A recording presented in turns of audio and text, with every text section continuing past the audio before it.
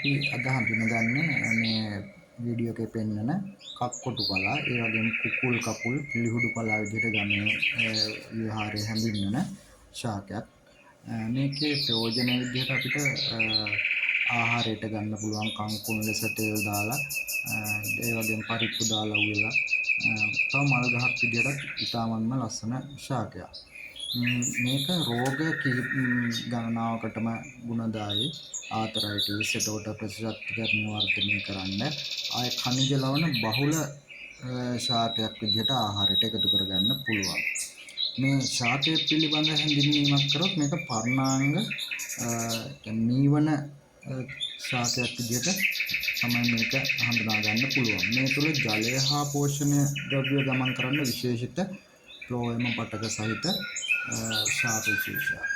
ඒ වගේම බෝවීම පුෂ්පහට නොගන්න ශාකයක් විදිහට බීජාණු මගින් සිදුවෙන්නේ.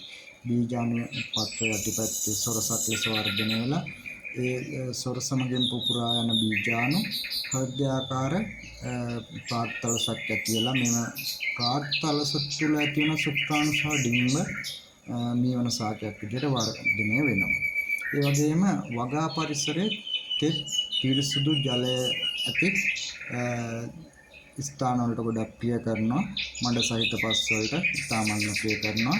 ඒ වගේම කුඹුරු කඩිතිය ආශ්‍රිතව මේ ශාකය අපිට දැක ගන්න පුළුවන්. ජනප්‍රවාදී විදිහට සවස් කාලයේදී මේ ශාකය නිවසට ගැනීම නුසුදුසු ශාකයක් විදිහට තමයි ගැමියන් හඳුන්වන්නේ. නව පර්යේෂණ අනුව මේ වාතයේ ඇති දුෂ්කර දූෂක ඉවත් කරන්න හැකියාවක් තියෙන ශාකයක් විදිහට තමයි හඳුනා ගන්න පුළුවන්. ඉතින් ඉදිරියටත් මෙවැනිම ශාක හඳුනා ගැනීම අපි සිදු කරන්න බලාපොරොත්තු වෙනවා. ඒ සමගම එක්වීමට අපේ channel එක subscribe කරලා notification on කරගන්න.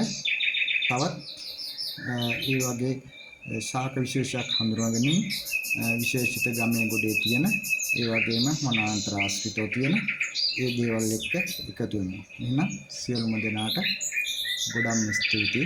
සුවදායී ජීවිතයක්. ස්තුතියි.